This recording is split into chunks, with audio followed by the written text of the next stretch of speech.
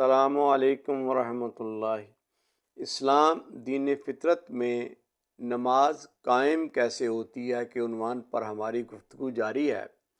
ارشاد باری تعالیٰ ہے وَأَقِمِ الصَّلَاةَ، یعنی نماز صرف ادا کرنے کا نہیں بلکہ قائم کرنے کا حکم ہے، اور نماز قائم تب ہوتی ہے جب ظاہری اور باطنی دونوں طرح کی شرائط و آداب کا خیال رکھا جائے۔ ظاہری شرائط 5 ہیں: طہارت، سطر کا ڈھانپنا، وقت کا ہونا، استقبال قبلہ اور نیت، جبکہ باطنی شرائط پر ہماری گفتگو جاری ہے۔ نماز کی دوسری ظاہری شرط سطر کا ڈھانپنا ہے۔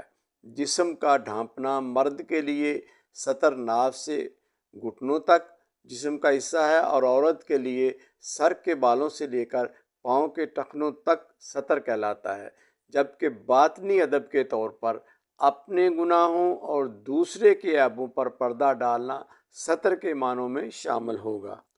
فرمان رسالت مآب صلی اللہ علیہ وسلم ہے تخلقوا باخلاق اللہ، اللہ کے اخلاق یعنی صفات اپناؤ۔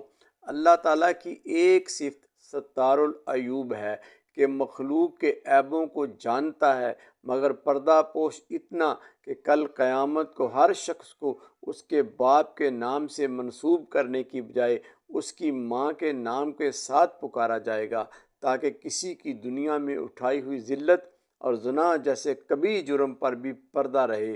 لہٰذا بندوں کو ایک دوسرے کی پردہ پوشی کا حکم دیا گیا ہے۔ عیب جوئی اور غیبت بدترین گناہ ہے۔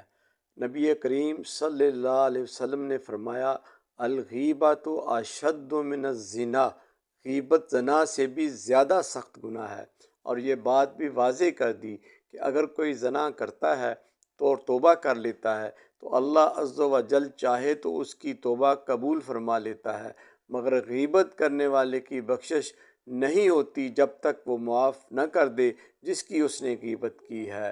عبداللہ بن مبارک رحمہ اللہ کے پاس ان کا ایک مرید بھاگا بھاگا آیا تو آپ اس کی پریشانی دیکھ کر کھڑے ہو گئے۔ پوچھا کیا ہوا؟ عرض کی حضور مجھ سے قتل ہو گیا۔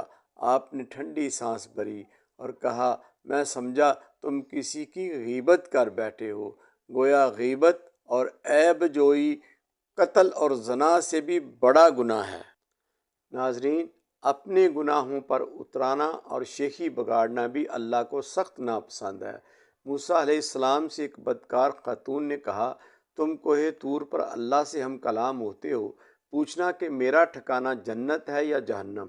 اللہ نے فرمایا میری بندی سے کہنا تیرا ٹھکانہ جنت ہے۔ جب یہ سنا تو وہ کہنے لگی مجھ میں تو یہ برائی بھی ہے، فلاں گناہ بھی کرتی ہوں۔ جب اپنے گناہوں سے پردہ اٹھایا تو اللہ نے وحی کی موسیٰ اب تک تو اس خاتون کے لیے فیصلہ جنت کا تھا، مگر اب جب کہ اس نے اپنے گناہ خود ہی مخلوق پر آشکار کر دیے ہیں تو اب اس کا ٹھکانہ جہنم ہوگا۔ گویا دوسرے کے عیبوں کے ساتھ ساتھ اپنے عیب و گناہ بھی چھپانا اور مخلوق پر ظاہر نہ کرنا نماز کا باطنی ادب ہے۔ بندے، جہاں تیری عدالت ختم ہوتی ہے وہاں سے اس کی رحمت کا آغاز ہوتا ہے۔ وَرَحْمَتِي وَسِعَتْ كُلَّ شَيْءٍ، اسی لیے اللہ فرماتا ہے لا تقنطوا من رحمت اللہ، اللہ کی رحمت سے کبھی مایوس نہ ہونا۔ اور صحیح مسلم کی روایت ہے جو اچھی طرح وضو کر کے نماز کے لیے کھڑا ہوا، اللہ کی حمد و ثنا بیان کی اور اس کی ایسے بزرگی بیان کی جیسے اس کے لائق ہے، اور اس نے اپنا دل اللہ ہی کے لیے فارغ کر لیا، تو ایسی نماز کے بعد نمازی اپنے گناہوں سے ایسے پاک ہوگا جیسے اس کی ماں نے اسے گناہوں سے پاک جنا تھا۔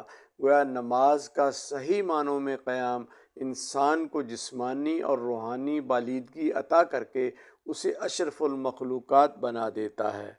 ناظرین، کتب تفاسیر میں یہ روایت نقل ہے کہ امام حسن رضی اللہ عنہ اپنی بیوی کو طلاق دینا چاہتے تھے۔ امام حسین علیہ السلام نے صلح جوئی کے لیے بڑے بھائی سے پوچھا بھائی جان مجھے بتائیے نا کہ بھابی میں کیا عیب ہے جو اسے آپ چھوڑنا چاہتے ہیں؟ فرمایا ہن لباس لکم وانتم لباس لہن، جب میں اس کا لباس ہوں تو کیسے عیب جوئی کر کے اسے بے پردہ کروں؟ بالآخر طلاق دے دی۔ تو پھر بعد ازاں امام حسین نے امام حسن سے جاننا چاہا کہ بھائی اب وہ آپ کی بیوی نہیں رہی، اب تو بتا دیں کہ کیا معاملہ تھا کہ آپ کو اسے طلاق دینا پڑی؟ کہنے لگے اب وہ غیر ہے، نامحرم ہے اور دوسروں کی عیب جوئی سے اللہ نے منع فرمایا ہے۔ ناظرین، بقیہ گفتگو اگلے حصے میں ملاحظہ فرمائیں۔